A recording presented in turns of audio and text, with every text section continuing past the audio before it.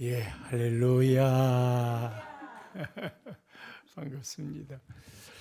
제가 양평으로 이사를 갔어요. 원로 목사 사택 미리 지어서.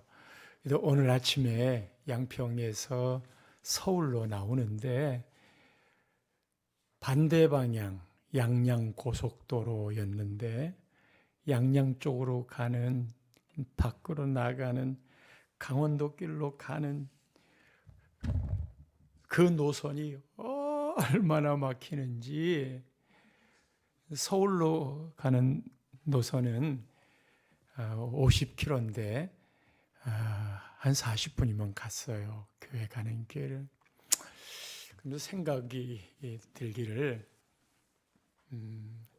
연휴에 우리는 예배드리러 가는데 그 바깥으로 나오는 이 수많은 사람들, 저기에 교인은 얼마나 있을까 하는 생각을 하면서 문득 이런 날임에도 불구하고 오늘 주일 낮 예배에 오시는 분들이 그렇게 고맙고 든든하고, 그래, 어쩌면 이것도 핍박 박해일 수 있는데 유혹이 그렇잖아요. 제자리를 지켜주는 게 너무 고맙다는 생각이 들어서 성도님들한테 오늘 같은 날 자리를 지켜주셔서 고맙다고, 감사하다고, 든든하다고, 어떤 말씀을 전하여 거저 가지 않게 할까 그 생각을 했다고. 그 말에 교인들 좋아하시더라고요. 근데 말이에요, 여기로 오려면 과천대공원 길을 지나서 와요. 그 의왕으로 들어서는 고속도로 그 출발 지점 거기서부터 과천대공원까지 차가 이중으로 서 있어요. 이제 저쪽 서초동에서 과천 쪽으로 가는 길에 도무지 차가 빠지지 않으니 우리는 오후 예배 드리러 이 자리에 가는데 그것은 모두 다 밖으로. 물론 신앙생활 하다가 보면 그렇게 누릴 시간들도 필요하고 또 거기 가가지고 영상으로도 다 예배를 드리겠지만, 이야, 오늘 이 자리에 오후 예배의 부흥의 마지막 날이라고 찾아오셔서 앉아 계실 분들이 얼마나 소중할까, 얼마나 귀할까, 얼마나 든든할까 하여 제가 우리 교인들에게 말했던 것처럼 여러분 고맙고 든든합니다. 로마의 바티칸 시티가 있지요. 이 바티칸 시티에는 베드로 성당이 있습니다. 이 베드로 성당을 한 2번 다녀왔는데 여름에 베드로 성당 안을 들어가기 위해 사람들이 얼마나 줄을 많이 서 있는지, 이 유럽 사람들은 기다리는 걸 그렇게 지루해하지 않는 듯 우리는 빨리 해서 줄 서서 기다리는 거 시간 낭비 같아서 가서 점 찍고 사진 찍고 가려고. 그런데 왜 저렇게 줄을 서 있나 하고 들어가 보고 싶었어요. 거기는 이게 나시 같은 그런 옷이나 몸에 살이 보이는 것은 입장을 못하기 때문에 여름인데도 보재기 같은 걸 사서 아니면 긴 옷 가지고 걸쳐서 자기 살을 안 보이도록 하고 들어가야 돼요. 거룩한 구별의 장소라는 의미이지요. 저도 줄을 서서 들어가 보는데 거기에 베드로 좌상, 구리로 만든 베드로 좌상이 있고, 이렇게 들어가서 나가는데 거기에 있는 관리원이 하도 줄을 많이 서니까 빨리 나가라고 재촉을 하는데, 이분들이 뭘 하느냐 하면 베드로가 좌상이라 이렇게 앉아 있잖아요. 그러면 앉아 있는 그 발가락, 그쯤에 닿는 곳이 여기쯤 되는 거예요. 그러니까 내 팔이 베드로 좌상의 발쯤 닿는 위치에 있는 거예요. 사람들이 가다가 발을 만지는데 그를 만지고 싶어서, 그리고 오른쪽 발을 만지고 빨리 나가야 되는데 관리인이 빨리 나가라고 그러니까 이거를 막 비비듯이 만지고 가는 거예요. 제가 이렇게 봤더니 왼쪽 발은 발가락 문양이 좀 남아 있어요. 근데 오른쪽 발은 완전히 다 닳아 버렸어요. 드는 생각이, 도대체 베드로 동상인데 어떤 존경함과 사랑함이 있기에 저렇게 수많은 사람들이, 미신적인 의미도 없지는 않겠으나 만지고 가는 것일까? 성도 여러분, 오늘 우리 이도철 장로님 베드로에 대한 기도도 하셨는데 정확하게 베드로를 향한 기도를 하시면서 우리가 베드로를 생각해 보면 예수님의 수제자이지만 다혈질이잖아요. 말고의 귀를 잘라버릴, 예수님한테 찐빵 혼나잖아요.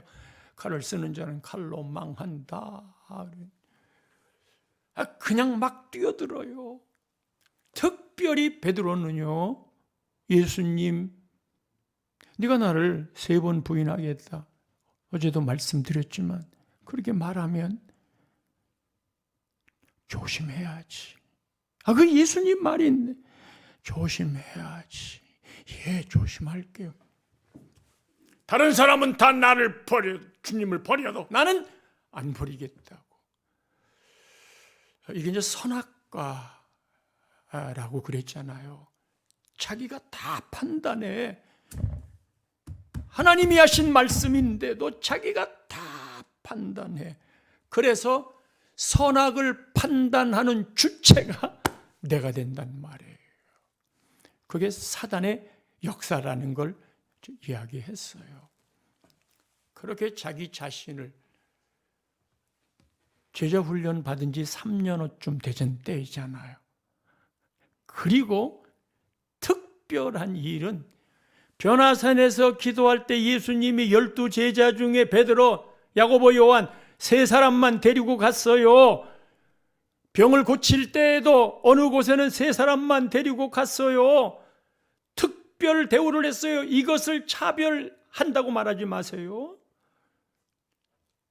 그런데 그곳에서 예수님 기도하시는데 비몽사몽간에 베드로는 겟셋마네 동산에서도 기도할 때 언제나 졸았어요. 깨어나서 초막셋을 짓겠다고. 예수님이 겟셋마네 동산에 땀방울이 핏방울이 되도록 기도하시는 그 현장에, 거리가 돌을 들어서 던질 만큼의 거리예요. 멀지 않아요. 이 잔을 내게서 지나가게 해달라고 그렇게 절절히 기도하는 예수님 곁에 수제자라고 하는 분이 콜콜 졸고 있으니, 여러분, 복음서에 나타난 베드로가 제대로 기도한 적 있는 걸 보았습니까? 그런데 어떻게 그 동상에 손을 만지고 싶어 할 만큼 위대한 사도가 되었을까? 그건 오로지 성령 강림 사건의 변화입니다. 예수님이 아버지 약속한 걸 기다려라 하고는 승천하셨잖아요. 아버지 약속한 게 뭐라고 이야기를 안 했어요. 그래서 베드로가 아버지 약속한 걸 기다리려고 마가 다락방에 120명이 함께 모여서 오로지 기도에 힘쓰더라. 오로지. 그 기간이 얼마쯤 되는 줄 아세요? 한 열흘쯤 돼요. 예수님 부활하시고 40일 그리고 열흘 기도하시고 오순절날 성령 강림했어요. 그리고는 곧 이어서 그 겁쟁이 배운 것이 없는 이 베드로가 첫 번 설교에 3,000명 회개를 하고 두 번째 설교에 5,000명 회개를 하고 돌아오는데 도대체 이 역사가 뭐냐? 그리고 얼마나 담대한지 감옥에 갇혀도 내가 사람을 기쁘게 하랴 하나님을 기쁘게 하랴 뭘 하든 담대하게 복음을 전했어요. 그게 성령 강림의 역사인데 이 성령 강림의 역사는 사도행전 시작하면서 2장에 나타납니다. 성령 강림은 교회의 출발을 이루었어요. 그래서 예수 잘 믿으세요. 이거 축복의 말이잖아요. 그런데 성령 없이 예수 믿으시오. 그건 저주성의 말이에요. 성령 없이 예수를 믿을 수 없고 여러분 모두는 나는 지금 죽어도 구원받을 수 있습니다. 그렇게 믿습니까? 한 번도. 나는 지금 죽어도 구원받을 수 있어요. 아멘? 예. 근데 아멘의 근거가 뭐예요? 성령이 아니고는 예수 그리스도를 주시라 할 수 없느니라. 그래서 성령님이 나하고 함께하지 않는 한 내가 구원의 확신을 예수가 그리스도라는 그 고백을 할 수 없다는 거예요. 근데 그거를 아멘으로 화답했으면 이미 내 안에 성령님이 내주하셔서 함께하고 있는 바. 베드로의 변화가 근본적으로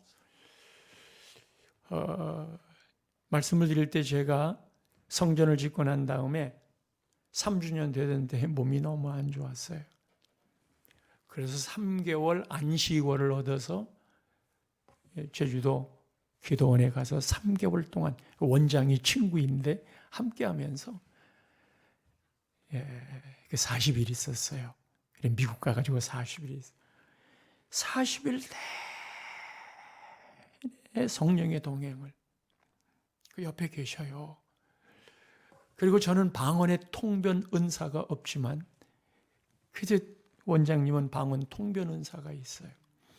그 내가 무슨 말을 하면 방언으로 기도를 하면 여러분 방언이라는 게 늘 위에서 아래로 아래에서 위로 올라오는 소통인데 방언은 어떤 것도 부끄러운 게 없어요. 하나님이 나를 얼마나 사랑하시는지 그 방언 속에 이혼을 하려고 하는 부부가 왔어요. 목사님한테 이제 마지막 인사가 될지도 몰라요. 그래서 서귀포 방파제에 같이 늦은 밤 야경에 함께 앉아가지고 이리 와라 이리 와라. 그리고 방언할 줄 알아? 둘 다 방언할 줄 안돼. 그래서 남편이 아내가 서로 방언 기도를 하는데 그 옆에서 원장님이 통변을 해주시는데 내 영의 고백이 아니 방언이라는 말 속에 담겨져 있는 영적인 그 신비감과 생명력이 그 통역을 들으면서 그 통변에 나오는 내용들이 두 사람의 마음을 다 녹여버렸어요. 그리고 둘이 다시 합했어요. 이야, 이게 방언의 능력이고 역사고. 그래서 제가 양평으로 사택으로 이사를 가니까 그 아내가 목사님 제가 이거 바디 프렌드 그거 아주 좋은 걸로 목사님 하나 선물하고 싶어요. 그래서 집에 하나 갖다 드려놨어요. 그날 방언하면서 하나가 돼요. 얼마나 아름다운 믿음의 생활을 하고 있는지. 그렇게 성령의 역사가 진행되기 전에 오늘 본문은 마지막 예수님 승천하시기 직전에 여러분 마태복음 마지막, 마가복음 마지막, 누가복음 마지막, 요한복음 마지막에 일관된 공통점이 있어요. 그거는 이따가 끝부분에 기억나면 다시 말하겠지만 지금 이 자리에서 말하고 싶은 거는 그 요한복음의 마지막 자리에 오늘 본문의 사건이 일어나는 바, 아직 성령의 임재가 있지 않았어요. 지금 베드로는 예수님 부활하신 다음에 한여름밤의 꿈으로 그의 삶이 끝났어요. 예수님 따라 다녔던 삶, 모든 걸 버리고 주를 따랐던 삶, 할 일 없이 십자가에 돌아가시고 그리고 부활은 하셨는데 예수님 곁에 있었던 때는 의지가 됐지만 부활하신 다음에 마음의 두려움, 근심, 어떻게 살까? 따라다녔던 3년의 삶이 한여름밤의 꿈으로 끝났던 것인가? 그리고는 제자들에게 우리가 다시 옛날 어부로 고기 잡는 일로 우리 함께 돌아가자 그랬더니 베드로를 포함해서 7사람이 고기를 디베라 바닷가, 갈릴리 바닷가 그곳에 고기를 잡는데 못 잡았어요. 베드로가 예수님 처음 만날 때에도 그랬습니다만 헛탕을 쳤어요. 그런데 해변가에서 예수님인지 몰랐어요. 누군가가 배 오른편에 그물을 던져라 그러면 많이 잡을 거다. 이 말을 듣고 베드로가 그물을 던졌는데 고기 숫자가 153마리인데 끌어올릴 수 없을 만큼 많아. 그냥 고기가 엄청 큰 거지요. 갈릴리에 가면 베드로 고기라고 파는데 그 베드로 고기는 요 손뺨쯤 돼요. 근데 이거는 153마리가 그 들어 올릴 수 없을 만큼 많으니까 꽤나 큰 고기였을 수 있다. 근데 고기를 딱 잡고 옛날에 베드로가 처음 예수님을 만날 때 그때는 깊은 곳에 그물을 던지라고 그랬어요. 여러분, 깊은 곳에 그물을 던지라는 건 베드로의 상식으로, 그런데 예수님이라는 분이 목수인데 어부도 아니잖아요. 자기가 훨씬 더 잘 알잖아요. 밤새도록 고기를 잡았지만 하나도 못 잡았어. 그래서 이제 아침에 허탕친 그물을 깁고 집에 가서 막걸리 한 잔 먹고 그냥 실컷 잠이라도 잤으면 좋겠는데 피곤한 베드로에게 깊은 데로 그물을 던져라. 첫째, 지금 시간 그물 던질 시간이 아니에요.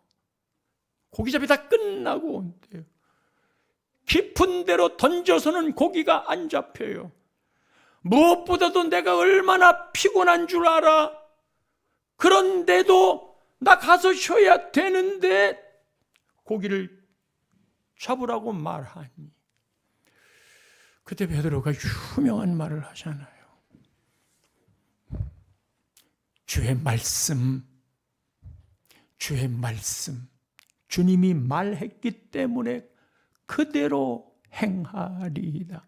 자기 생각에는 도무지 이해가 안 되는 발상이지만 주께서 말씀하셨기 때문에 Because you say so, 당신이 그렇게 말했기 때문에 내가 갖고 있는 지식은 그것이 아니외다. 내가 알고 있는 상식은 절대 그렇게 할 일이 아니고 무엇보다 내가 엄청 피곤하잖아.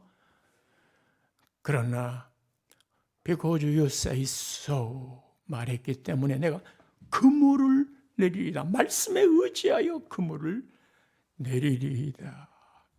그리고는 찢어질 만큼 고기를 잡았잖아요. 이때 예수님을 보고 나는 죄인입니다. 나 같으면 그렇게 말 안 했어요. 예수님 동업합시다. 통밥이 나이스인데 저하고 동업합시다. 그런데 예수님의 빛 앞에 서면 내 죄가 보이는 거예요.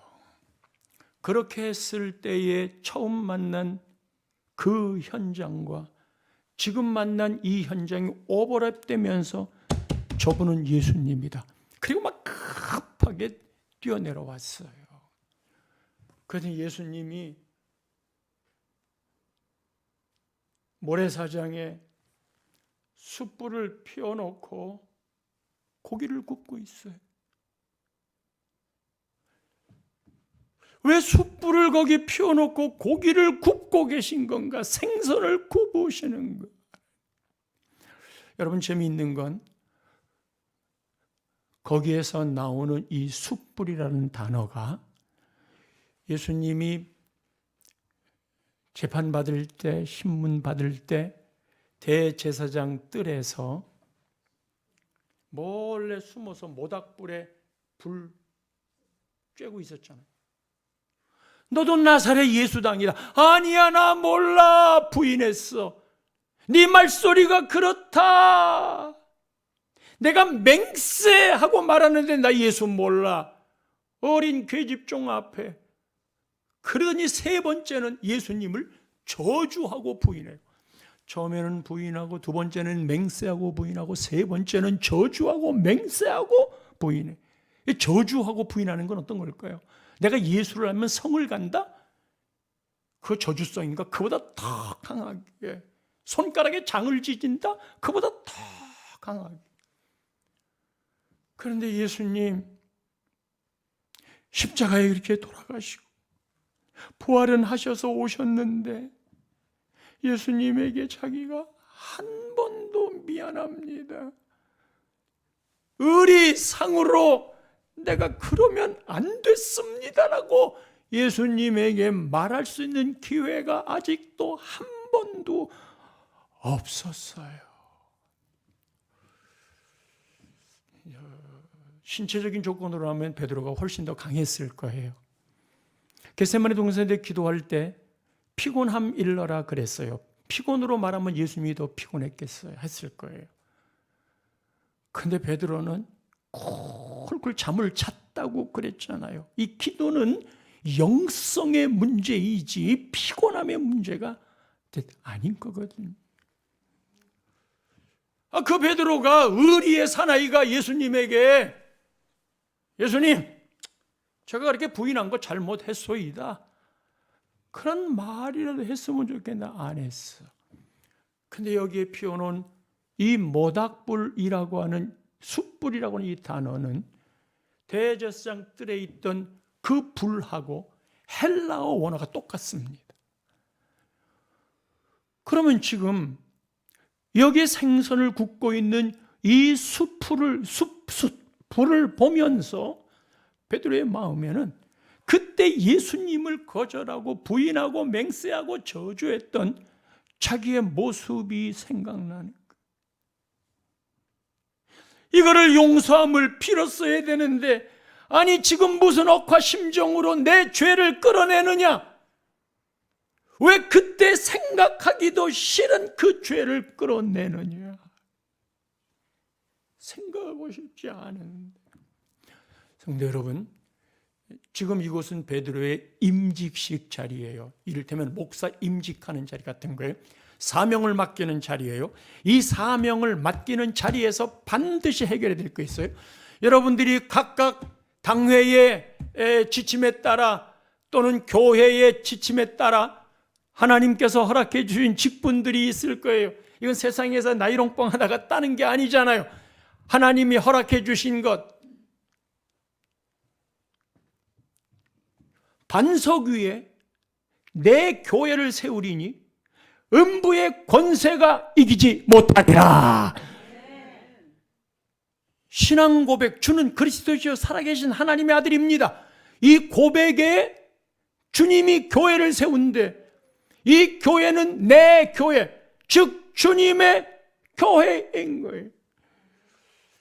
이제 어느 분이 제가 내년에 이제 은퇴한다고 하는 것을 다 알고는 성경 공부를 하는데, 어떤 분이 목사님, 그 사람이요, 목사님이 은퇴하시면 교회를 안 나온다고 그래요. 그래. 목사님 은퇴하면 나도 교회 안 나올랍니다. 지금까지 목사님 보고 왔는데 목사님 은퇴하시면 나 안 나갈래요. 그래서 제가 그렇게 얘기했어요. 지금까지 성도님들이 저를 보고 믿음 생활을 하고 목사님이 좋아서 신앙 생활을 하고 또 이렇게 저렇게 친인척으로 연결이 되어서 떠날 수 없어서 같이 신앙생활을 했다가 내가 떠나면 그런 연고로 모였던 분들이 안 나온다고 한다면 나는 하나님께 주님의 양을 키운 게 아니고 내 양을 키웠고 하나님이 가장 싫어하는 게 네 양을 키우는 거다. 사단이는 끝없이 나를 극대화한다고 그랬잖아요. 너도 하나님처럼 되어 네가 하나님 된다. 그게 선악과라고 그랬어요. 내가 하나님이 되면 하나님이 필요 없는 게 가장 큰 죄. 그래서 예수 안 믿는 게 하나님 의지하지 않는 가장 큰 죄라고 했잖아요. 목회를 하면서도 끝없이 나의 인기예요. 몇 명 교인의 목사, 얼마 헌금의 목사, 우리 통합충 목사님들은 인격적으로 그래도 인정을 받아요. 예, 말씀드렸듯이 한송이 국화꽃을 피우기 소쩍새가 봄부터 울었나 보다고 서정주 시인이 얘기했는데 한 사람의 목소를 만들기 위해 하나님이 얼마나 제가 이제요 대학을 졸업하고 신대원을 입학했어요. 군대를 안 갔기 때문에 1학기만 하고 군대를 갔어요. 군 3년을 하고 졸업하는 게 1982년인데 그때 1학년 2학기에 복학을 한 거예요. 1학년 2학기 때 복학을 했는데 일이 막 터지는 거예요. 저는 가난했다고 그랬어요. 그리고 우리 가문에 예수 믿는 사람이 저 혼자예요. 우리 친가 쪽도 우리 외가 쪽도 아버지 어머니 쪽에 예수 믿는 사람이 없어요. 그런데 내가 결혼을 했는데 아내도 혼자만 믿어요. 처가까지 어디도 기도의 지원이 없는. 그런데 복학을 할라 치니 첫째, 아내가 임신이 잘못됐어. 그 포상비태라고 그러는데 배가 막 불러오는데요. 병원에 가서 숨소리면 숨소리가 없는 거예요. 배는 불러와. 그 세포가 포도송이처럼 커지는 거예요. 그리고 이거는 암으로 갈 수 있는 확률이 7, 80%입니다. 그런데다가 어머님이 이 신장이 결핵이 들어가지고 신장에 결핵균이 들어가가지고 신장 하나를 떼내야 되는데 그 수술비가 보통이 아닌 거예요. 그런데다가 아버지가 고향 갔다가 나오시다가 이 뇌출혈로 쓰러지셨어. 쓰러지니까 시계에다가 짊어지고 오셨는데 반신불구가 되시는 거예요. 저는 장손이라고 그랬잖아요. 그리고 좀 신학교 막 복학을 했잖아요. 주변의 사람들과 친척들이 거봐라. 너 영문과 졸업하고 어디 직장을 잡든지 우리 가문을 일으키기 위해 사법고시 보라고 그렇게 얘기를 했잖아. 예수 믿고 네가 좋아지는 게 뭐냐? 예수 믿고 다 무너지는 거 하고 막 처갓집에서도 조롱을 하고 친가 외가에서 다 그때 말이에요. 그때 제가 딱 한 가지만 붙잡았어요. 육신의 아버지도 생선을 달라 하는데 떡을 달라 하는데 뱀을 줄 돌을 줄 아비가 어디 있겠냐. 그러하거든 하늘에 계신 내 아버지. 그냥 삶을 살아가면서 여러 가지의 것 붙잡을 필요 없어요. 한 가지. 어제는 말했잖아요. 먼저 그의 나라와 의를 구하라. 그리하면 이 모든 걸 너희에게 더하시리라. 이거 하나만 붙잡고 살아도 돼요. 그런데 우리는 이 모든 것을 더하는 여기에 모든 기도 제목을 걸고 있잖아요. 요거 하나만 붙잡으면 귀결로 이것까지 주시는데 이거를 목적 삼으면 요게 결과가 되어서 요것을 얻으려고 귀결과 결과의 신앙의 차이가 뭐냐 하면요. 이제 아빠가 아이를 보고 연놈이 공부를 좀 열심히 했으면 좋겠는데 그래 너 이번에 공부 열심히 하면 컴퓨터 한 대 사줄게. 애가 그냥 아빠가 컴퓨터 산다고 그랬으니까 이번에 등수만 올리면 산다고 그랬으니까 그래 내가 컴퓨터 하나가 필요해 나 열심히 할 거야 해서 컴퓨터를 얻었어. 그거를 결과라고 그래요. 아빠가 보니까 이놈이 열심히 공부를 해. 근데 점수가 좋아졌어. 아빠가 필요한 것 알고 컴퓨터를 사줬어. 그게 귀결이에요. 결과가 됐든 귀결이 됐든 둘 다 하나님이 알아서 아빠가 알아서 해주는 것이지만 우리의 신앙의 방향성에 있어서는요. 먼저 그의 나라와 의를 구하면 귀결로서 그게 들어가는 거예요. 귀결로서 이 모든 걸 받게 되는 거예요. 그런데 이게 삶의 목적이 되어 주여 이거 안 주면 안 됩니다. 눈에 보이는 이거 성공 살면서 분명히 필요한 거예요. 그런데 이것을 얻기 위해서 하나님이 서브의 역할을 해주기를 바라고 있잖아요. 하나님은 그것도 자식이기 때문에 귀하다고 생각해서 응답을 해 주셔. 그런데 문제는 그 응답을 받으면 그것만 딱 따먹고는 그 다음에 하나님 안녕 하고 손은 들어요. 예. 당시에 저는 그 약속의 말씀을 붙잡았어요. 그리고 육신의 아버지도 그러는데 하물며 하늘에 계신 내 아버지일까 보냐. 하나님 아버지 맞습니다. 그때 유행했던 복음성가가 있었어요. 좋으신 하나님. God is so good. God is so God is so good. He's so good to me.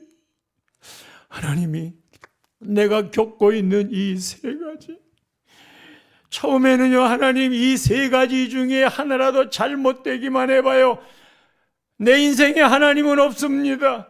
그런데 목사가 되려고 신학을 했던 입장이라 그렇게까지는 기도 못하겠고 하나님 제발 견딜 수 없으니까 세 가지 중에 하나만이라도 좀 빼주세요. 예, 하나만이라도 좀 빼주세요. 그리고 세월이 흘렀어요. 집사람은 그 이후에 딸, 아들 낳고 걔네들이 또 딸, 아들 낳으면서 이제 뱃속에 있는 아이까지 손주가 6명이 됐어요. 애 못 난다고 그랬어요. 그런데다가 어머니는 신장 하나를 떼내시고 그때가 50대였는데 84세에 돌아가셨어요. 떼내고도 30년을 더 사셨어요. 우리 아버지 중풍 맞으셔서 누워 계셨지만 지게에다가 짐 실어 왔지만 오히려 그것 때문에 예수님 만나가지고 지팡이를 짚으면서까지 새벽기도 갈란다. 그리고 술을 다 하시고 생명을 다 하시고 천국으로 가셨어요. 병원에 입원을 해 있는데 자식들이 모두 6남매라. 월요일부터 토요일까지 다 요일을 정해놓고 저는 서울에 살지만 부모님이 대전에 계셔서 요일을 지켜서 남의 통증 때문에 아프시면 얘들아 찬송가 좀 불러다. 찬송을 부르면 얼굴빛이 싹 돌아와요. 그래서 편해. 이상하다. 찬송을 들으면 아픈 게 없어진다. 아픈 게 없어진다. 돌아놓고 나니까요. 그때는 무너질 것 같았던 그 삶이 모두 제자리. 모두 제자리. 우리가 살아가는 삶에 저는 우리 교인들한테도 저도 이 말을 자주 해요. 한번 따라서 해봅시다. 하나님은 언제나 옳습니다. 하나님은 언제나 옳아요. 그리고 내 삶에 어떤 정황이 전개된다 하더라도 하나님이 언제나 옳아. 그런데 하나님이 내가 너를 사랑한다라고 말씀하실 때 몇 가지 이야기를 했잖아요. 하나님 왜 나를 사랑해요? 나 같은 걸 왜 사랑하시는 거예요? 그 우리 교회를 왜 그렇게 사랑하시는 거예요? 그럴 때마다 보여주는 것 하나씩이 있는데 지금 했던 이 말 있잖아요. 너는 어떤 때에도 한마디 불평을 안 하더라. 왜냐하면 하나님이 하시는 일이 다 옳기 때문에. 짜증 안 내요. 원망하지 않아요. 무엇을 하든 하나님이 나에게 허락해 주신 것은 전부 다 옳아요. 하나님 옳아요. 내가 있잖아. 그것 때문에 너 사랑한다. 마음의 감동으로 오는 거예요. 자, 숯불을 봤어요. 베드로의 이 저주하면서 부인했는데 왜 녹화 심정으로 그렇게 하는 거예요? 이게요, 주의 일을 하려면 하나님이 귀하게 여겨서 직분을 맡기면 반드시 하나님이 해결하시는 게 있어요. 반드시 그걸 해결해야 그 직분을 감당해요. 베드로의 위임식, 위대한 사도로 성령 부음받고 교회의 기초를 이룰 하나님의 위대한 사도가 된 너한테 아직 해결되지 않은 게 있어. 너한테 아직 해결되지 않은 게 있어. 베드로의 마음에도 그게 자기의 발목을 늘 붙잡고 있어. 그게 뭐냐? 예수님에게 아직 용서받지 못한, 회개하지 못한, 이 의리 있는 사나이가 말하지 못한 이게 늘 가슴에 남아있어요. 사랑하는 성도 여러분, 주의 일을 감당하기 원하고 하나님에게 복을 누리기를 원하잖아요. 해결해야 될 게 두 가지가 있습니다. 하나는 죄의 문제예요. 죄의 문제는 회개가 정답입니다. 목사가 질 수 있는 죄가 여러 가지가 있지만 예를 들자면 교인들이 우리 뉴라이프 교회 너무 좋아. 우리 목사님 좋아. 저는 교인들한테 그렇게 말하라고 그래요. 우리 나눔의 교회 좋아. 우리 목사님 최고야. 저는 하나님께도 그래요. 하나님 멋쟁이. 하나님 나이스 따봉. 아니 하나님에게, 왜냐하면 교인들이 저보고 그렇게 말할 때 제가 얼마나 기분이 좋은지 몰라요. 우리 목사님 최고예요. 우리 교회가 최고예요. 최고여서 최고라고 그러겠어요. 그리고 기도할 때도 실제로 그래요. 우리 교회가 개척을 시작할 때 전도사님이, 여전도사님이 우리 교회 개척을 할 때 은퇴하신 여전도사님을,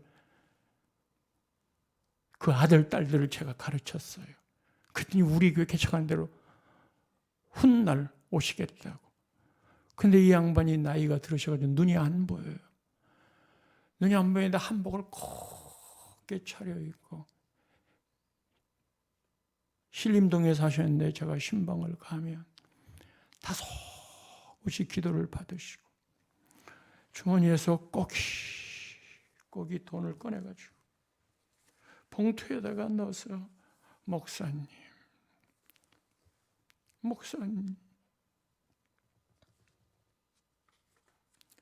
아니 전사님, 제가 전사님한테 돈을 드려야지요.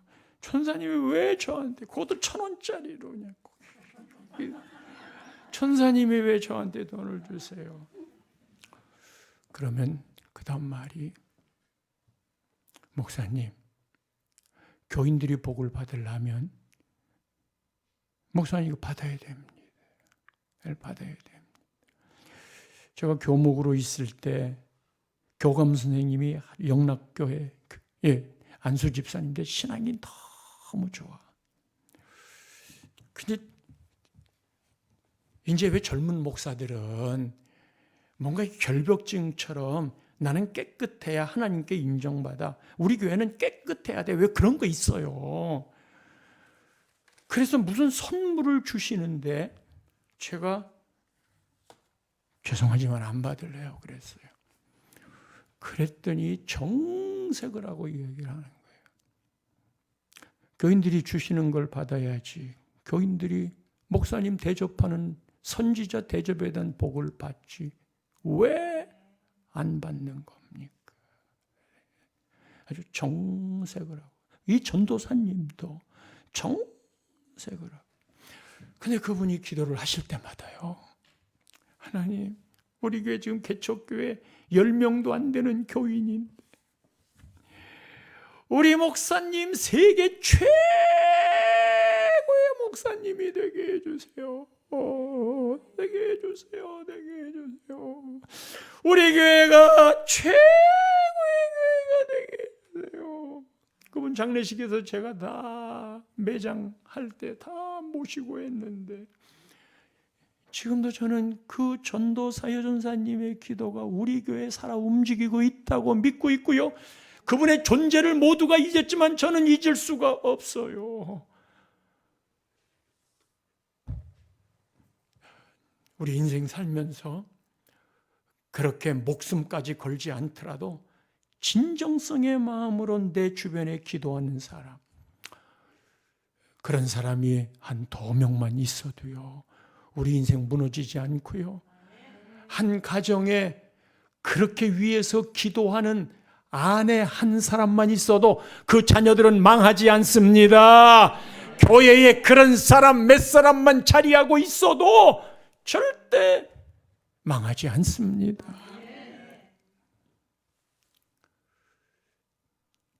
용서받지 못했던 그 죄, 지금 아직 예수님께 회개 안 했어. 그러나 이 죄를 끄집어냈어. 예수님의 세팅으로 오버랩되게 끄집어냈어. 그 끄집어낸 그 죄, 베드로가 그것을 보면서 얼마나 가슴 쓰리게 생각을 했을까? 예수님에게 한마디 말도 못했는데 주님, 이미 주님은 그거를 회개로 다 받으셨어요. 성도 여러분, 우리의 삶을 가로막는 게, 우리가 가야 될 길을 가로막는 게 첫 번째로 죄예요. 죄. 아까도 얘기했지만 교인들이 교회를 자랑하는 건 괜찮아요. 우리 교회 최고야. 우리 교회 와봐. 목사님 설교 나이스야. 그럼 다른 사람이 듣고 어떻게 생각을 하겠어요? 좋구나. 그래. 그거를 나는 하나님에게 왕왕 그래요. 우리 새벽에 새벽 기도하고 난 다음에 하루를 시작할 때 우리 하나님 사랑한다고 고백해 봅시다. 그것도 큰 소리로 말해요. 그리고 곧 기도 들어갈 건데 주여 하고 부르짖고 시작해 봅시다. 그래서 늘 하나님 사랑합니다. 아니, 하루 아침에 시작했을 때도 하나님 사랑한다고 고백하고 밤에 잠잘 때는 하나님 감사하다고. 그래서 말했잖아요. 우리의 언어에도 시작과 끝이 있고 송구영신 예배 때 제일 먼저 무슨 말을 할 것이냐고 그렇게 얘기를 했잖아요. 하나님의 축복의 원리를 따라가야 돼요.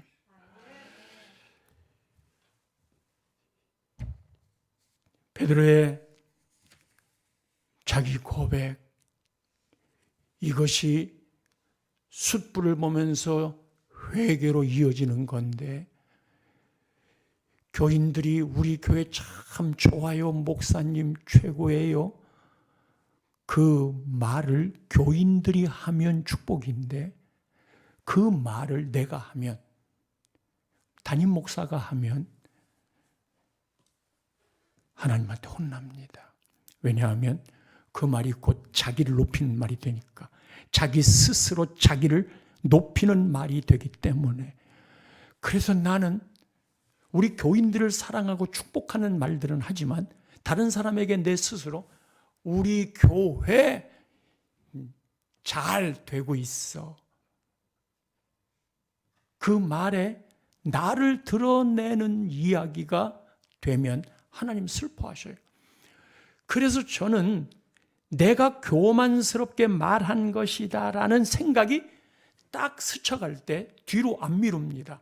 뭘 하든지 내 생각 속에 그런 교만성의 생각이나 죄성의 생각이 들어가면 그 자리에 그대로 서서 하나님, 이 꼬라지가 또 죄를 졌네요. 용서하세요. 안 그럴게요. 그리고 그때 그 죄를 해결을. 그때 죄를. 그러지 않으면 수없이 몰려오는 영적 싸움을 이길 수가 없는 거예요. 얼마나 최선봉의 공격의 화살을 사단이가 되는데, 목사 한 사람 무너지면 끝장나는 거잖아요, 교회가. 그것도 부덕한 일로 그러면 그런 거잖아요. 그래서 늘 깨어있는 측면에 해야 될 첫 번째 일이, 죄가 생각나면 즉시 아내한테 잘못한 거 있으면 아이고 내 꼬라지가 이래, 교인들한테 제가 실수한 것 있거나 그러면 늘 아이고 제가 좀 모자라요. 그런데 말이에요, 목사가 제가 좀 모자라요, 부족해요. 그러면 당신 진짜 모자라거든? 그렇게 생각하는 게 아니라, 목사님 왜? 목사님 이게 무슨 말씀이세요? 그리고 그냥 다 높여준다. 이 죄를 해결해야 돼. 이 죄를 해결해야만 쓰임 받을 수 있어. 그 다음에 또 한 가지가 있거든요. 여러분의 발목을 잡는 것, 첫 번째가 죄라고 그랬고, 두 번째가 뭔지 아세요? 여러분의 삶의 발목을 붙잡는 거, 용서하지 않는 거예요. 용서하지 않는 건 여러분들의 삶의 전진을 늘 끌어당겨요. 그런데 우리는 그렇게 말하잖아요. 저놈이 용서받을 만해야지 내가 용서하지요. 길 가는 사람 붙잡고 물어보세요. 누가 옳은지. 저 자식이 저럴 수는 없어요. 저 교인이 그럴 수는 없어요 하고 얘기하잖아요. 그게 이미 내 삶의 방향이 그 사람에게 맞춰져 있어요. 그리고 그 사람은 잊었는데도 나는 생각하고 내가 가야 될 인생의 길을 계속 붙잡고 있는 거예요. 용서하지 못하면 내 안에서 독이 나와요. 내가 그를 독을 쏴서 죽이겠다라고, 내가 너 용서하나 봐라. 그 사람에게 독 화살을 쏘기 위해서는 나한테 먼저 독이 나와야 되거든. 나한테 먼저 독이 만들어져야 돼. 나는 먼저 그 독 때문에 죽어. 그래서 사람을 바라보며 신앙생활을 하면 안 돼요. 교회에 말이에요, 시어머니 원사님, 며느리 집사님, 아이고 고부간의 갈등이 좀 있어. 그래서 새벽기도 나와가지고 시어머니가 기도해, 하나님 우리 며느리 좀 고분고분하게 해주세요.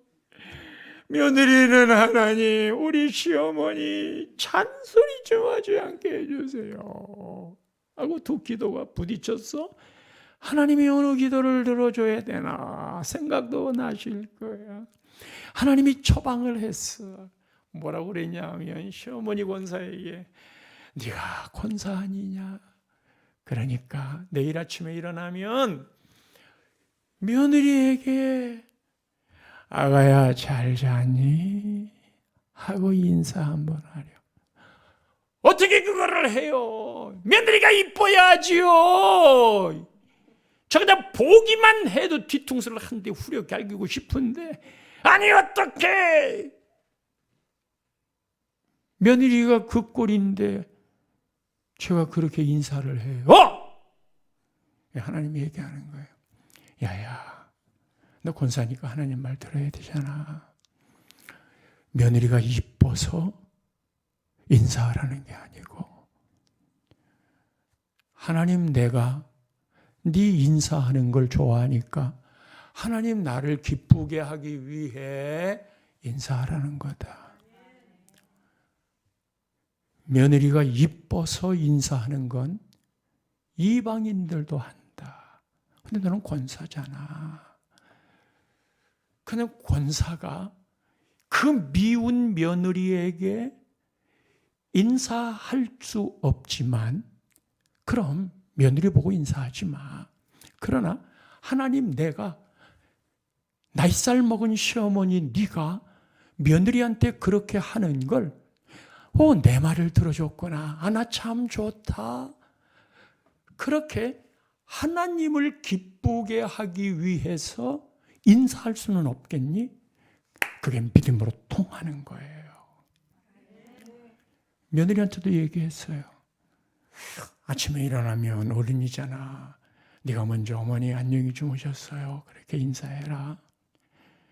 하나님, 발 뒤꿈치만 봐도 저 시어머니 마귀알몸처럼 싫은데 어떻게 그런 인사를 해요? 시어머님이 좋아서 인사하라는 게 아니고,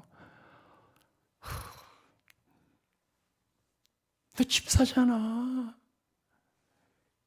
그렇게 자식이 어머님에게 인사하는 걸 하나님이 명령했고, 그렇게 하면 내가 기뻐한다니까. 그러니까 시어머니 기쁘게 하려고 하지 말고 하나님 나를 기쁘게 하려고 그렇게 해야 그게 집사란다. 그래서 그 다음 날 시어머니가 며느리가 이뻐서가 아니고 하나님이 기뻐하신다니까. 아가야 잘 잤니? 그때 성령이 역사하는 거예요. 순종하는 자리에 성령이 역사하는 거예요. 내가 며느리가 돼가지고 저렇게 좋으신 시어머니, 그런 삶의 변화가 일어나는 거예요. 그러니까 용서라고 하는 것이 그 사람이 그럴 만한 상대니까 네가 변해야 내가 하지, 천만에 하나님은 내가 변하기를 원해요. 내가 변하면 그가 변하게 돼 있어요. 하나님은 언제나 나를 키우시려고 하는 거지. 여러분 살면서 말이에요, 같이 서로 그 라이벌이 있잖아. 아이고, 제 매제는 권투 선수예요. 동양 챔피언까지 했어. 이 권투 선수가 제일 힘든 게 뭐냐 하면 집중 감량하고, 또 하나가 스파링 상대자를 구하는 거예요. 이 스파링 상대자를 구할 때는 내가 싸울 그 사람의 전법을 그대로 해줄 수 있는 사람, 그러니까 내가 싸울 전법, 그 전법이 막 그냥 잽을 매기다가 어느 순간에 훅을 탁 매기더라. 그러면 돈을 주고 그 사람한테 나를 그렇게 때려달라고 그러는 거예요. 나를 그렇게 좀 때려주소. 그리고 그것을 맞으면서 돈까지 주고 맞으면서 나는 실력을 키우는 거예요.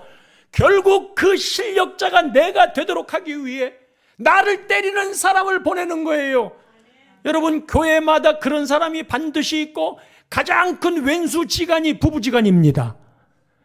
나를 키우기 위해 헤어질 수도 없는 사람, 그래서 도저히 내가 참아야만 일들이 해결되는, 그래서 성령의 9가지 열매 중에 오래 참음과 마지막 절제에 그렇게 해야만 성령의 열매를 맺어.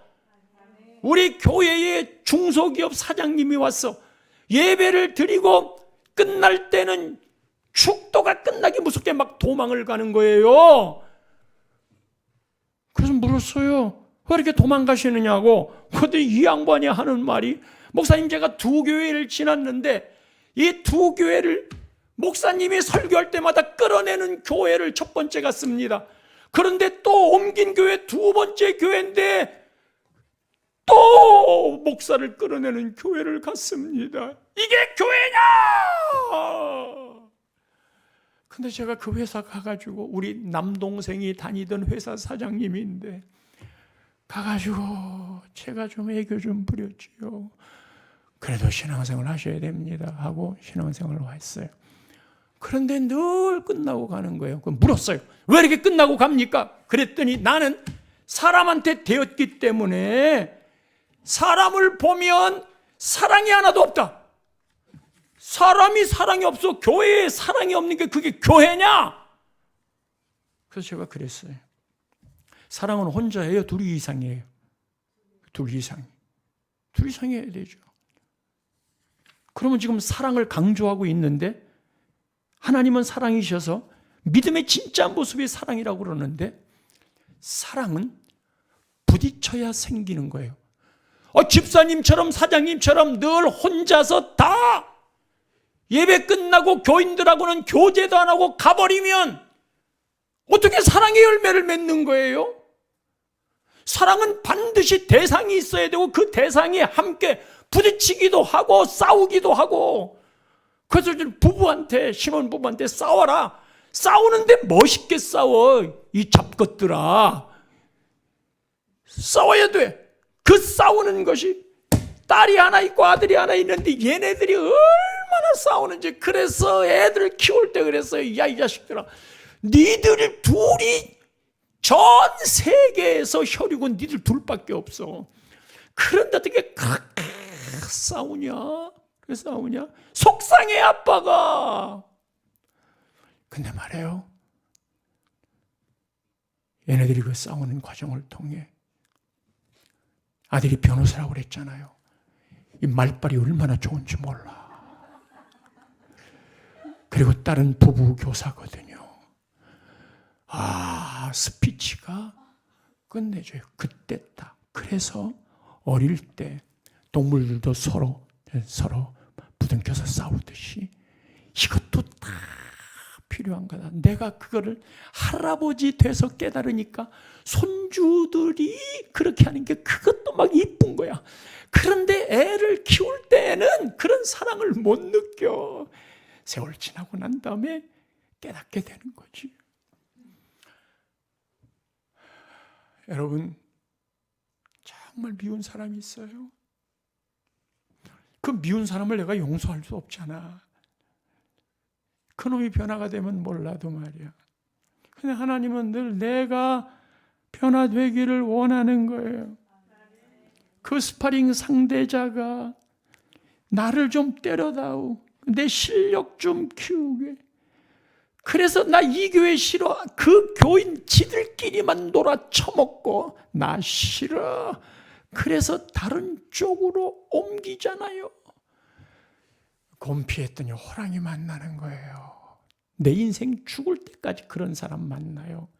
그런 하늘의 비밀을 모르고 이것들 나는 교회만 갔다 하면 사람들이 고꼬라지라서 나 싫어. 그리고는 교회도 안 나갈 거야. 우리 후임을 모시는데 여러분 생각해 보세요. 34년 목회하고 후임을 모실 때 목회를 하다가 진짜 좋은 후임이 나오면 빨리 물려주고 떠나고 싶은 거예요. 그러니까 진짜 좋은 후임. 이 좋은 후임을 모시기로 작정을 하고 우리 같은 경우는 장로님들도 그랬어요. 장로님들, 목사님을 모시는 건 청빙이라고 그럽니다. 청빙은 목사님을 모셔오는 겁니다. 이력서 받아서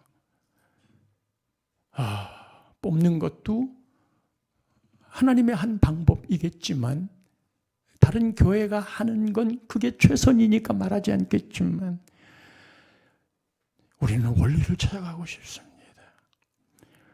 어떤 목사님을 청빙을 할까요? 모셔옵시다. 이력서 받지 말고. 그래서 제가 장로님께 그랬어요. 장로님들, 장로님들이 잘 알고 있는 모셔오고 싶은 목사님 계세요? 그래서 장로님, 목사님 세계 잘 몰라요. 장로님들이, 목사님은 아셔요? 나는 알지만 나서지 않을 거예요. 그럼 장로님도 알고 저도 알고 모셔올 그 분도 우리 교회를 잘 안다면 얼마나 좋겠어요. 그래서 그런 분은 우리 교회 부교역자를 거쳐간 분입니다. 그래가지고 부교역자 거쳐가신 분 대상으로 했어요. 전부 다 따져봤더니 38명이에요. 이 38명 중에서 나이가 너무 많이 들었거나 뭐 이런저런 이유 때문에 빠지는 사람들 뿐이니까 21명이. 그리고는 재직회를 모아놓고 얘기했어요. 여러분, 이번 청빙은 당회에서 모시기로 할 터인즉 의결을 해 주십시오. 그래서 교인들이 당회에서 그렇게 해주세요. 그래서 모시기로 한 거지요. 당회에서. 그런데 재직회에다가는 그렇게 당회에서 모시겠다고 하면 재직들 중에는 아니 짬짬이 하려고요. 그렇게 생각할 수 있어요. 짬짬이 하려고요. 그래서 당회에서 모시겠지만 의견을 들어보겠다. 그래서 그 의견을 들어볼 때는 제가요, 여기다 지금 이 수첩 여기다가요, 누구라고 말하지 않고 우리 교회 후임 목사님으로 어떤 분이 오시기를 원하셔요. 어떤 분 설교를 잘하고 하고 외모도 좀 나이스하고 건강도 좀 좋으시고 뭐 등등 쭉 스펙도 좀 있고요. 학위가 있으면 더 좋고요. 그런데 가장 많이 나온 게 뭔지 아세요? 우리 목사님은 나하고 소통했으면 좋겠어. 나 어려운 거, 나 아픔 이런 것들을 건드려 주시는 분, 소통하시는 분. 그리고 그 목사님을 모시기 위해 우여곡절이 짬짬이로 한다고 할까봐 청년 둘, 30대 둘, 40대 둘, 권사 둘, 안수집사 둘, 원로 장로님 하나, 그리고 당회원들 이렇게 16명이 청빙위원들 그랬어요. 여러분들이 뽑는 게 아닙니다. 당회에서 모시기로 했습니다. 여러분들은 언권으로 이야기를 해 주십시오. 그러나 그거를 가장 비중 있게 다루겠습니다. 그래서 16분에게 21명의 명단을 다 주고 여기에서 우리 교회에 오셔도 누구라도 이분은 오시면 좋다라고 하는 분을 쓰십시오. 그랬더니 5명이 추려지더라고요. 그리고 두 번째 모여가지고는 3사람만 적으십시오. 그랬더니 2사람이 월등한 거예요. 사람 보는 눈이 같아요. 그 세월 함께 보냈잖아요. 그래서 그 중에 둘 다 온다고 하면 다시 시작, 아무도 안 온다고 그러면 다시 시작, 둘 중에 하나만 온다고 하면 하나님의 뜻. 그리고는 호주에 사시는데 저하고 선임 장로님하고 같이 가가지고 목사님 우리 교회에서 청빙하도록 했습니다. 근데 목사님이 대답을 안 하셔요. 자녀 문제하고 지금 하고 있는 교회를 어떻게 두고 떠나느냐 하는 것 때문에. 그러니까 우리 장로님이 있다가 60대 중반의 장로님이 갑자기 앉아있는 40대 중반의 목사님에게 손을 가서 꽉 잡더니, 손을 잡으니까 앉아 계시니까 장로님이 무릎을 꿇어야 보는 거예요. 그리고는 눈물을 그성그성, 목사님 우리 교회로 꼭 부임 좀 해 주십시오. 그리고 마지막 날에 가겠습니다. 대답을 못했던 건 2가지 이유 때문이었습니다. 제가 지금 말하려고 하는 건 하나님이 작정하시고 하시는 일이기 때문에, 교회는 성령 운명의 공동체이기 때문에 늘 하나님이 하실 수 있는 그런 분량들을 남겨놓아요. 그래요. 어마어마 위대하신 분, 우리 장로님들이 그랬어요. 저는요, 장로님, 특별한 목사님 모시고 싶지 않습니다. 후임으로. 그저 영혼만 사랑하고 좀 못났어도 괜찮아요. 하나님의 주권을 인정하면 용서라는 것도 해결이. 자, 이 숯불에 베드로가 예수님에게 죄송했다고 말 아직 안 했어요. 그러나 이 문제가 해결이 돼야 돼요. 예수님에게 회개의 말을 안 했지만 예수님이 조반을 같이 먹자 그런 거예요. 조반을 같이 먹자. 여러분, 겸상을 처리할 때 가장 가까운 사람하고. 그래서 교인들도 목사님 식사 한번 하고 싶어요. 식사 한번 하고 싶어요. 이제 양평으로 이사 갔다 그랬잖아요. 목사님 사는 집에 언제 초청을 해요? 언제 초청을 해요? 이게 그냥 몇백 명의 교인들이. 그러니까 어저께 당회를 하면서 장로님들이 목사님 우리 그냥 가서 대거 잔치를 한번 합시다. 어떻게 매일 그렇게 손님을 받을 수가 있어요? 그냥 한 번 식사하는 그게 예수님이 조반을 먹자 안 따지겠다는 거예요. 아니 다 내가 받았다고 하는 거예요. 그러면서 요한의 아들 시몬, 요한의 아들 시몬아, 내가 다른 사람들보다 나를 더 사랑하느냐 하고 주님이 물으셨네. 그때 내가 대답합니다. 다른 사람들보다 네가 나를 더자가 하나 들어가요. 더 사랑하느냐. 주님이 아시잖아요. 요한의 아들 시몬아라고 아버지의 이름을 대서 자식의 이름을 부를 때에는 히브리어법의 극존칭입니다. 그 분위기를 아는 거예요. 내 이름을 부르는데 예수님이 나를 바요나 시몬아, 요나의 아들 바요나, 아들 요나의 아들, 여기서는 요한의 아들이라고 해서 요나나 요한이나 같은 거예요. 최고로 극존칭을 쓰는 거예요. 이제 베드로가 그 분위기를 알거든요. 극존칭을 쓰는 그 분위기를, 네가 복이 있다 말씀했던 그 분위기를 알거든요. 그래서 가슴이 확 걸리는. 근데 말이에요, 조반을 먹자, 요한의 아들 시몬아 극존칭과 조반 먹자고는 이 말을 한 다음에 예수님이 물어본 게 다른 게 아니라 나를 사랑하니? 그때 베드로가 사랑하는 줄 주께서 하신다고 그랬잖아요. 그런데 재미있는 건 헬라 원어에 보면 나를 사랑하니 하고 예수님이 물어볼 때는 아가페라고 썼어요. 그런데 베드로가 대답할 때에는 필레오라고 그랬어요.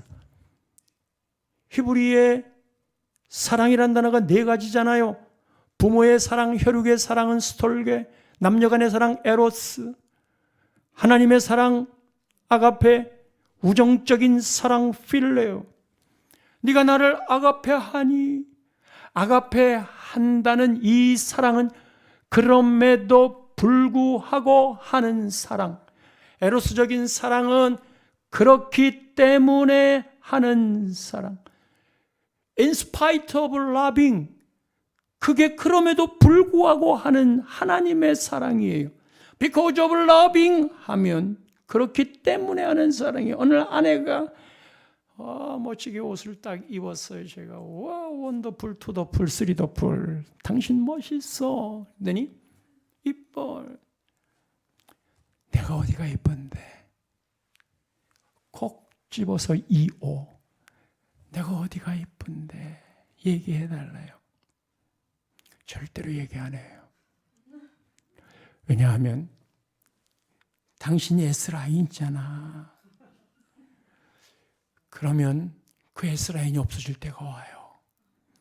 그리고 더 멋진 S라인이 나오면 사랑은 생물이라 움직이는 거야.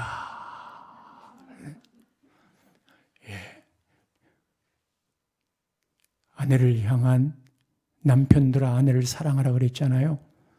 그때 아가페를 써요.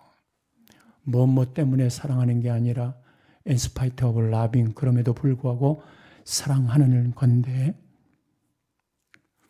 이유가 붙으면 그것 때문에 언제나 없어질 것, 그것 때문에 사랑도 움직이는 거야. 왜 아내를 사랑하는 줄 아세요? 아내이기 때문에. 이 세상 누구도 그 자리를 대신할 여자가 없기 때문에. 둘이 한밤에 이부자리 같이 덮어 쓰고 자도 누구도 말하지 않고, 신혼여행 갈 때 허락해준, 누구라도 인정해주는 그 여행을 둘이 간다는 이것이 얼마나 큰 기쁨인데, 아내이기 때문에, 누구도 대신할 수 없는 자리이기 때문에, 아내들아 남편들에게 순종, 복종 이런 말도 있지만 나는 존경하라 하는 말을 좋아해요. 아내들아 남편을 존경하라. 남편은 아내의 존경을 받으면 못할 일이 없어요. 아내들이여 남편에게 당신을 인정한다고, 당신이 최고라고. 집에 가가지고 우리 목사님이 최고야 뭐 자꾸만 그러면 남편이 그래 네 목사하고 살아. 그러지 말고 당신이 하나님이 우리에게 준 DNA예요. 하나님이 남자가 아니고 남편에게, 여자가 아니고 아내에게 준 DNA가 남편들아 아내를 사랑하라. 그러면 말이에요, 남편에게는 DNA를 사랑을 주었어. 아내를 본능적으로 사랑하도록 하나님이 DNA를 주셔서 칩을 넣어놨어. 그래서 이 아내가 사랑스러우면 남편이 아내의 종이 되는 거예요. 남편 교회 안 나온다고 자꾸만 잔소리하지 마시고 아름답게 사랑스럽게 보이도록 해보세요. 그리고 이 남편은 아내가, 우리 남편이 어디 가든지 존경받기를 원해. 직장에서도 사회에서도 내 친구들 사이에서도 존경받기를, 교회 와서도 존경받기를 원해. 아내는 남편을 앞서고 싶어 하지 않아요. 남편을 높이 들리게 하고 싶은 DNA가 있고, 그게 하나님 나라 법칙인 가장에게 주는 축복이거든요. 당신이 벌어오는 돈은 껌값이고 내가 돈을 더 많이 벌잖아, 이거는 무너지는 가정이에요. 설령 그 액면가가 그렇다고 하더라도 당신이 벌어주지 않으면 나는 못 살아. 바퀴벌레 때려 잡을 수 있지만 이건 무서워요. 뭐 당신이 좀 잡아줘. 두 번째, 예수님이 너는 나를 아가페하니? 그때 대답이 필레오 한다고. 세 번째, 예수님 단어가 바뀌어요. 네가 나를 필레오 하느냐? 예, 필레오는 주께서 하십니다. 됐다. 필레오, 우정적인 사랑만이라도 됐다. 여기가 주님을 사랑하는 것으로 끝나는 것 같지만 주님의 사랑이 어디에 쓰임받아야 되느냐? 그 다음에 하는 말이 내 어린 양을 먹여라. 내 양을 치라. 내 양을 먹이라. 모두 마지막에 사명은 양을 먹이는 거예요. 양을 먹이는 거예요. 뉴라이프 사랑하는 성도님, 제가 첫날 이야기할 때 이 세부대가 너무 아름다워. 이 세부대가 무엇을 채울까? 그게 우리 교회 건축할 때의 고민이었어요. 하나님, 성전 건축은 건축사와 그리고 건축위원장, 장로님이 이것을 다 이끌어 가실 텐데 저만 할 수 있는 일이 뭡니까? 담임 목사만 할 수 있는 일이 뭡니까? 여기에 세수를 넣어라. 그럼 세수를 뭘 넣는데요? 뭘 넣는데요?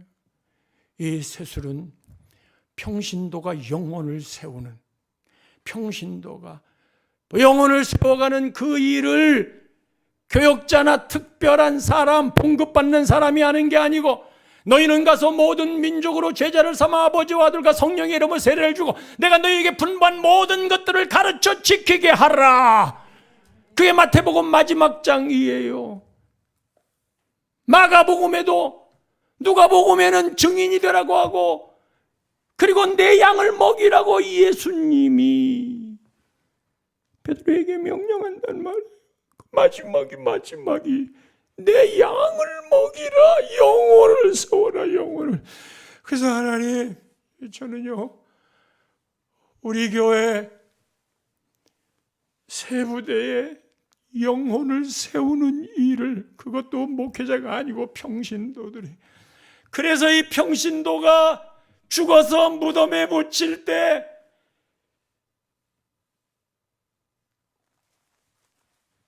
권사님, 장로님 때문에 제가 영생을 얻었어요.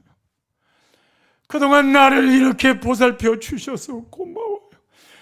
장로님이 아니었고 권사님이 아니었으면 나 천국 못 갈 뻔했어요. 내가 도망갈 때에도 나를 그렇게 붙잡으러 다니셨고 사랑을 주셨고 챙기셨죠. 고마워요. 저도 그렇게 그 마음을 이어받아 그렇게 할게요. 그리고 그 사람이 죽었을 때 그로 인하여 예수를 믿게 된 사람들이, 우리 누나가 예수를 만나고 난 다음에 너무 좋아서, 충하나 왜 이 좋은 예수를 이제야 알려줬니? 우리 누나가. 그래서 제가 그랬어요. 누나야, 내가 대학 때부터 누나한테 얘기했잖아. 그때는 하나도 못 알아들어 처먹더니 예수 인격적으로 만나고 난 다음에 그게 너무 아쉬워서 말하는 거 내가 알아.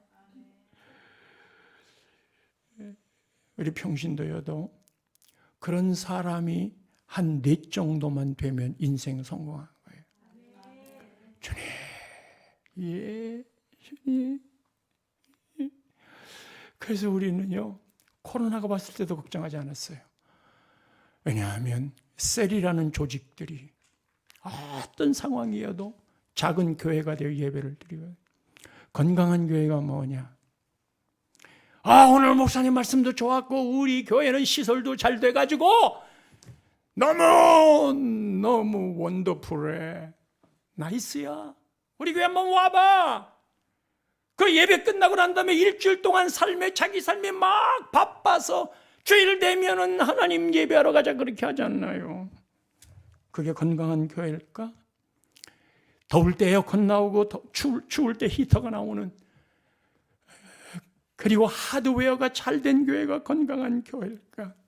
저는 우리 교인들에게 건강한 교회란 은혜롭게 예배를 드리고 한 주간을 살면서 그대가 영혼 때문에 울어보는가? 그대가 영혼 때문에 고민해 보는가? 예, 어제 여기 저 사경이 할 때 우리 성도 아버님이 돌아가셨잖아요. 구미까지 갔잖아요. 거기에 사람들이 쫙 달라붙어요. 그게 그 영혼의 끈으로 이어진 사람들, 기도의 끈으로 이어진 사람들, 그 사람들이 내 생애에 그렇게, 그래서 그런 사람들이 한 서너 명만 돼도 넌 뉴라이프 교회 나오지 마 하고 발로 차 버려도 안 나가요. 그런 사람들의 네트워크가 서는 사람, 이게 교회의 근본 존재의 이유인 거예요.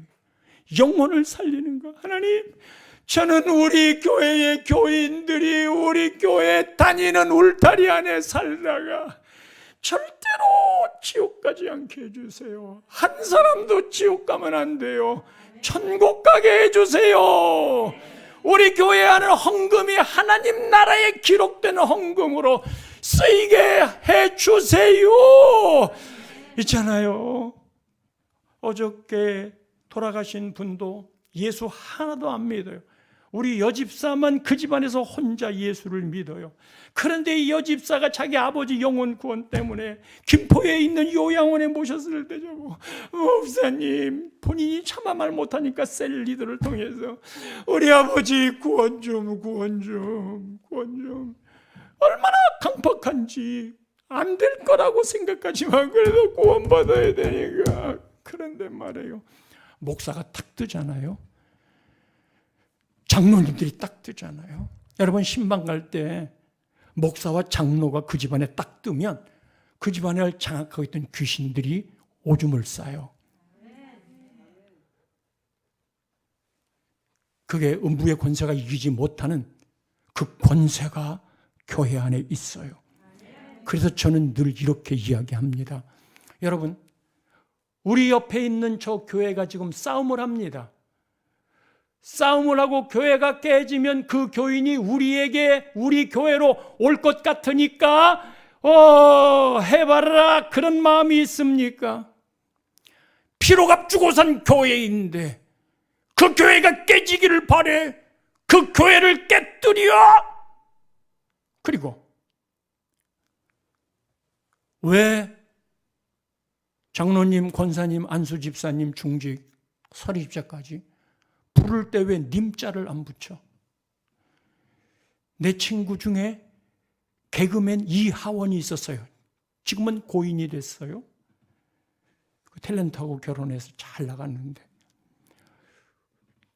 동창회를 모이면, 연말 동창회를, 재경 동창회를 모이면 그 친구가 사회를 보는 거예요. 다 사회를 보면서 우리 동기 중에 목사가 있다. 우리 이 송년회 할 때 목사가 기도하고 시작하자는데 뜰분 놈이 있어. 자, 지금 곽충환 목사님 기도하시겠습니다. 그 제가 다 기도해. 그 다음에 너희들 말이야, 목사님을 부를 때 곽충환 목사 그렇게 부르지 마. 네 친구여도 곽충환 목사 그렇게 부르지 마. 곽충환 목사님이라고 불러. 야, 스님을 보고 스라고 하는 거 봤어? 전부 다 스님은 스님이라고 님자를 붙이면서 어떻게, 목사님한테는 곽충환 목사, 니들이 친구여도 그렇게 하면 안 돼. 졸지에 뛰어놓는 거예요. 그리고 이제 이번에 12월 달에 또 송년 예배를 하거든요. 송년 모임을 하거든요. 그랬더니 우리가 이제 70세가 돼가지고 졸업한 지 50주년 70세 기념으로 아주 크게 잔치를 베푸는데, 그 위원장이 와가지고, 곽충환 목사님, 이번에 첫 번째 멘트를 좀 해주세요. 첫 번째 메시지를 나한테 맡기는 거예요. 세상에 친구들이 목사 무시할 수 있잖아요. 그럼 내가 가서 뭐 얘기하겠어요? 야, 니들 나 여기 있을 때 회장 한번 시켜주지 않더라. 그런데 내가 회장을 좀 해야 되겠어. 회장을 할 텐데 니들 다 죽어서 천국에 가면 그 천국에서 나를 회장 시켜주라. 그런데 그 천국에 니들이 없어버리면 내가 회장을 할 수가 있냐? 그러니까 니들 꼭 천국 가도록 예수 믿자. 그 말 하려고 그래요.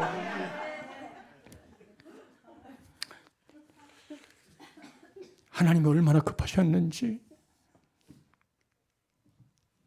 그 마지막에 돌아가시는 분들을 줄줄이 세워놔요.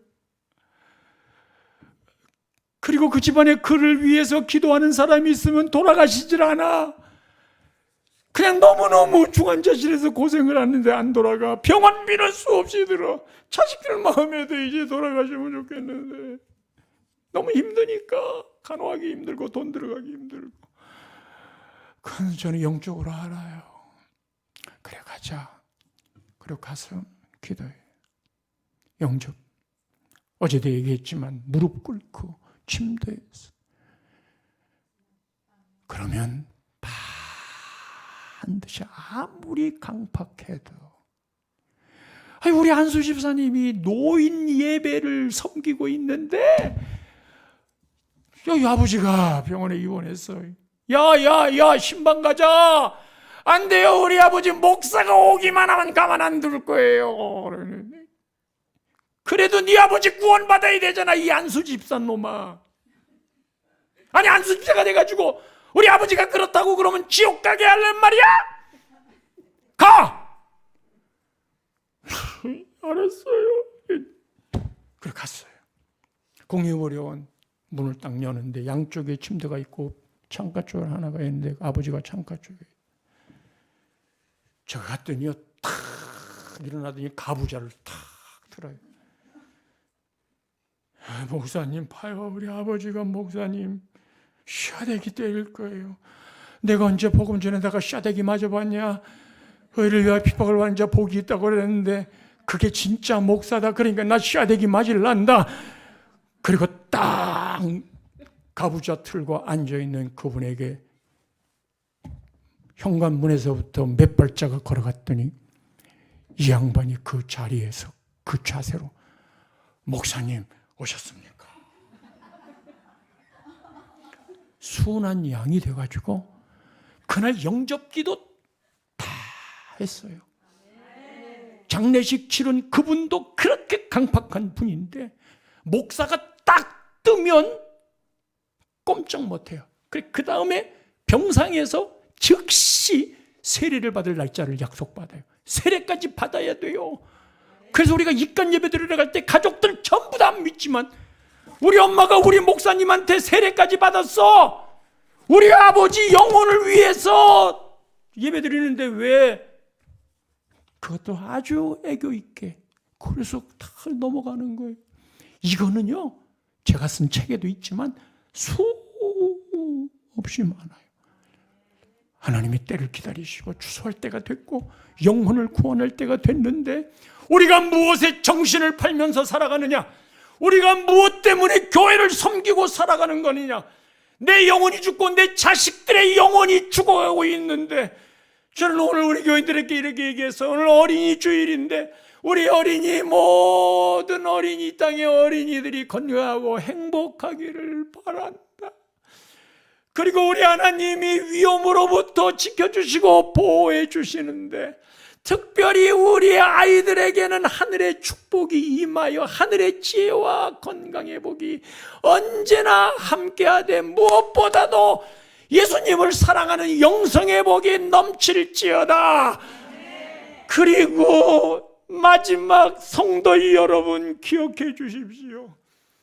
우리 다음 세대가, 우리는 우리 세대에 어떻게 예수를 믿고 어떻게 부흥을 보았고 어떻게 주님을 체험했는지 다 했습니다. 쉽지 않은 일이지만 순교할래 해도 사우나에 가가지고 찜질방에 들어가가지고 저는 순교 연습을 해요. 그냥 숨 쉴 수 없을 정도로 조금만 더 참아보자, 조금만 더 참아보자. 순교는 이보다 더 무서울 건데 해보자. 그런 마음으로 살아가는데 우리 다음 세대의 아이들이 지금도 떠나가고 우리 자식들, 중직 자식들 교회에 안 나오고 있는데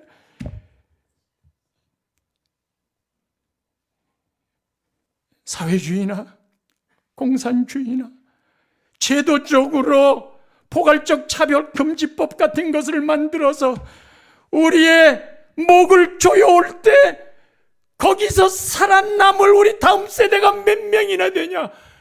내가 자식을 낳고 내가 새끼를 낳고 손주를 보았는데 내가 난 그 자식들이 지옥으로 들어가면 지옥감을 생산한 거잖아. 지옥에 보낼 놈들을 생산한 거잖아. 그놈이 태어날 때 얼마나 기뻤어. 그런데 그놈이 지옥 가면 어떡해. 그래서 다음 세대가 마음껏 예수 믿을 수 있는 자유 대한민국이 되도록 우리가 만들어 가야 됩니다. 정치인들을 잘 뽑아야 됩니다. 그렇게 만들어갈 세상, 그건 우리의 책임입니다. 막 끓듯이. 제가 좀 주책이 없어서요. 주책은 성경책이지만 주책이 없어서 말씀이 좀 길어요. 그런데 그런 걸 끌어내는 건 또 여러분들의 레스판스거든요.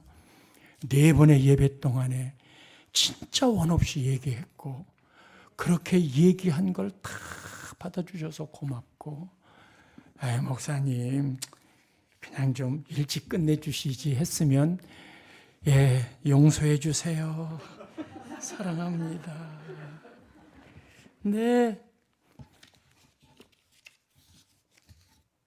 사례비는 똑같을 거 아니야? 얼른 끝나고 가면 나도 이기겠지? 이게 말이에요. 시간을 끌고 얘기했다는 제 변명을 애교 있게 받아주시면 고맙겠고, 우리 노예 안에서 뉴라이프 교회를 향한, 제가 1911년 봄노예 때 뉴라이프 교회의 노회장으로 2번밖에 못하는데 그 중에 하나를 노회를 그 뉴라이프 교회에서 했어요.